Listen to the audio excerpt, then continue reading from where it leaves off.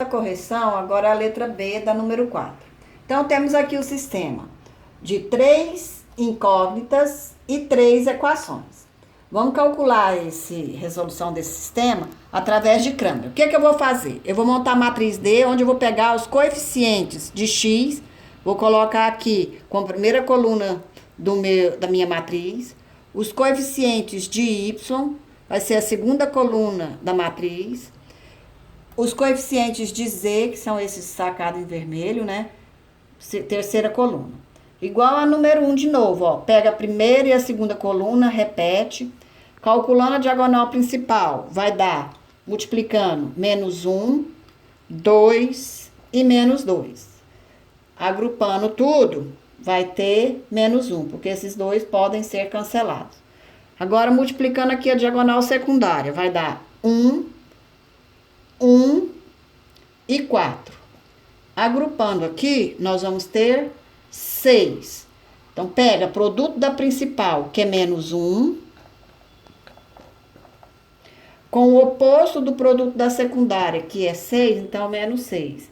Daí, nós vamos ter que o determinante vai ser menos 7. Esse determinante nós vamos reservar para mais tarde. E agora nós vamos calcular o dx. Como se calcula o dx? Essa coluna aqui, ó, vai ser o termo independente agora. Nós vamos pegar e substituir os valores dos coeficientes de x, que era 1, 2 e 1, pelo termo independente, que é 2, 3 e 6. Então, nós vamos ter essa matriz. Vamos fazer o mesmo processo que a gente fez lá. Repete a primeira e a segunda coluna. E nós vamos encontrar os produtos da principal, depois os produtos da secundária. Na principal, nós vamos encontrar menos 2, 12 e menos 3. Então, a principal, agrupando tudo, vai dar menos 7, que eu vou colocar aqui já para fazer a conta. E da secundária, vai dar 6, 2 e 6. Agrupando tudo, nós vamos ter 14. Então, vai ficar oposto de 14, menos 14. Daí o dx é menos 7. O que nós vamos fazer agora? Usando a regra de Cramer, que diz, para você calcular a incógnita x, você pega o determinante da matriz dos coeficientes de x, dx, dividido pelo d. Ou seja, menos 7 dividido pelo menos 7, que nós reservamos lá aquele momento quando nós fizemos o cálculo do D. Então, encontramos que o x é 1. O segundo passo é calcular o DY. Nós vamos fazer o mesmo processo. Olha, mantive os coeficientes de x e de z, troquei os coeficientes de y, que eram 2, menos 1 e 1, pelo termo independente, que é 2, 3 e 6. Mesmo processo. Repete primeira e segunda coluna, traça-se as retas, calcula-se, faz-se as multiplicações. Vamos encontrar diagonal principal, menos 7, e depois diagonal secundária, vai dar 7. Aí vem para cá, menos 7.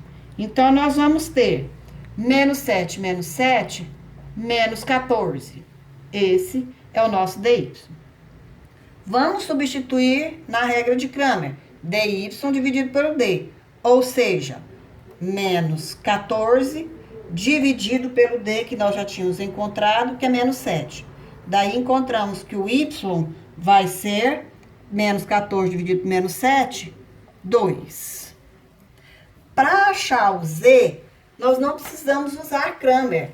Nós vamos, já que nós temos x e y, nós vamos aqui na última equação, porque é uma equação mais simples, vamos substituir o x e o y pelos valores que nós encontramos, que foi o 1 e o 2, e aí nós vamos encontrar o z. Então, nós vamos ter 1 mais 2 mais z igual a 6. Somou, deu 3, passou para o segundo membro, z vai ser 6 menos 3. Então, nós temos que o z vai ser 3. Logo, nós temos que a solução do sistema vai ser valor de x, que é 1, valor de y, que é 2, e valor de z, que é 3. Número 5. Número 5 é um problema. Então, diz assim, Maria tem uma bolsa, 15 reais, tem em sua bolsa 15 reais e 60 centavos em moedas, de 10 centavos e de 25 centavos. Dado que o número de moedas de 25 centavos é o dobro do número de moedas de 10 centavos, o total de moedas na bolsa é... Então, primeiramente, nós temos duas coisas que nós não sabemos. A quantidade de moedas de 10 centavos e a quantidade de moedas de 25 centavos. Por isso, eu determinei que X vai representar a quantidade de moedas de 10 e Y vai representar a quantidade de moedas de 25 centavos. Então, lendo o problema, nós percebemos que tantas moedas de 10 centavos, ou seja, 10 centavos vezes X, mais tantas moedas de 25 centavos, ou seja, 25 centavos vezes X vezes Y, resulta no valor de 15,60. Depois ele diz assim, que o número de moedas de 25 centavos é o dobro do número de moedas de 10 centavos. Então, eu posso dizer que moedas de 25 centavos, que eu chamei de Y, é 2 vezes a quantidade de moedas de 10 centavos, que eu chamei de X. Para resolver isso aqui, nós podemos fazer por substituição, porque o Y já está isolado. Então, nós vamos vir aqui na primeira equação, nesse lugar de Y aqui, nós vamos colocar 2x. Então, nós vamos ter a seguinte equação agora.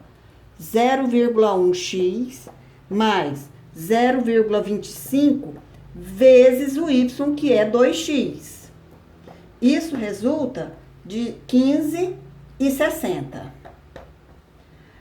Fazendo a multiplicação, nós vamos ter 0,1x mais 0,5x igual a 15,60. Somando os valores de x, porque são as mesmas incógnitas, nós vamos ter 0,6x igual a 15,60. O que nós temos que fazer agora? Isolar. Então, 15,6, como o 0,6 estava multiplicando x, passa dividindo. Então, nós vamos encontrar que o x, resolvendo a divisão, o x vai dar 26. Ou seja, nós temos 26 moedas de 10 centavos. Já que eu sei quantas moedas de 10 centavos nós temos, nós vamos vir aqui e substituir o valor de x para encontrar o valor de y, porque o y depende da quantidade de moedas de 10 centavos. Então, nós vamos ter que y é igual a 2 vezes 26. Multiplicando, nós vamos encontrar que o y vai dar 52. Mas o exercício não perguntou quantas moedas tinha de 10 centavos, nem quantas moedas tinham de 25 centavos. Ele perguntou o total de moedas. Então, as moedas de 10 centavos, que são 26, e as moedas de 25 centavos, que são 52, então teremos 52, né? 52 mais 26, encontramos o total de moedas que tem na bolsa de Maria. Alternativa correta, letra C. Número 6. É também um problema. Diz assim, um comerciante mandou seu empregado pesar 3 sacos de farinha. O rapaz voltou exausto e disse, o primeiro e o segundo saco juntos pesam 110 quilos, o primeiro e o terceiro juntos pesam 120 quilos, e o segundo e o terceiro juntos pesam 102 quilos. Mas o comerciante queria saber quantos quilos tinha cada saco. Para o empregado não se cansar mais, descubra isso para ele. Então, o que nós vamos fazer? Nós vamos montar um sistema de equações, que vai dar, como eu não sei o peso de nenhum dos sacos, eu vou colocar como x o peso do primeiro saco, o y o peso do segundo saco e z o peso do terceiro saco. Como ele disse que o primeiro mais o segundo, ou seja, x mais y, pesavam 110 quilos, então eu tenho o primeiro saco mais o segundo saco de farinha, 110 quilos. Depois, o primeiro saco de farinha mais o terceiro saco de farinha, que eu chamei de Z, 120 quilos. Por último, o segundo saco de farinha mais o terceiro saco de farinha, que é Z, vou chamar de 112. Então, essa será a minha primeira equação, segunda equação e terceira equação. O que eu vou fazer? Nós vamos resolver igualzinho a número 1. Mas nós temos que tomar o cuidado aqui, que perceba que nessa primeira equação não tem Z, nessa segunda não tem Y e nessa terceira não tem X. Então, na hora que você for montar a matriz dos coeficientes, você tem que tomar cuidado quando não aparece esses coeficientes. Então, aqui, coeficiente de X é 1, coeficiente de Y é 1 e de Z vai ser 0.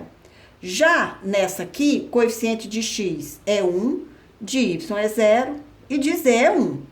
Nessa é o X que é 0, ó. Depois o coeficiente de Y é 1 e de Z também é 1. Fazendo o mesmo processo que já foi demonstrado, nós vamos encontrar que a multiplicação da diagonal principal vai dar 0, 1 e 1, ou seja, vai resultar em 2.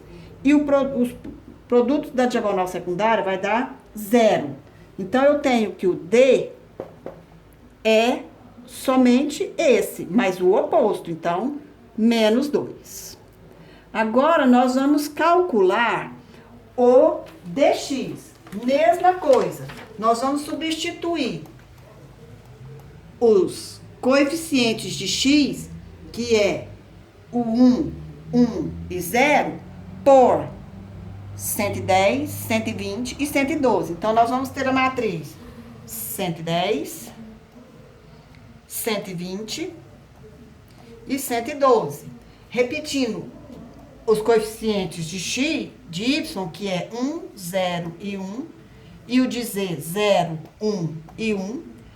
Repetindo primeira e segunda coluna, nós vamos encontrar que o dx vai dar, produto da principal vai dar 112, produto da secundária vai dar dois produtos, que é o 110 e o 120, e o 0.